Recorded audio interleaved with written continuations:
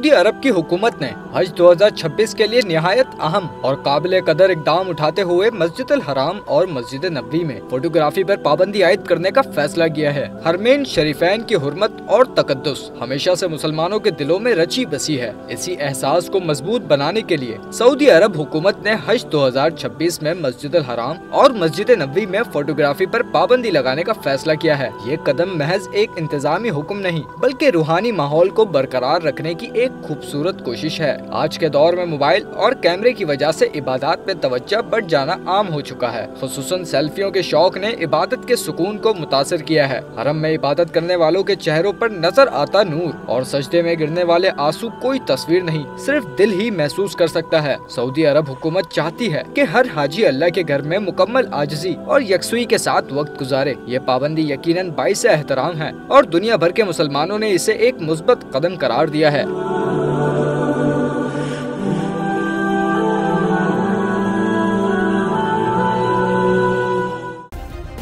Subscribe करें और bell दबाएं ताकि कोई खबर रह न जाए।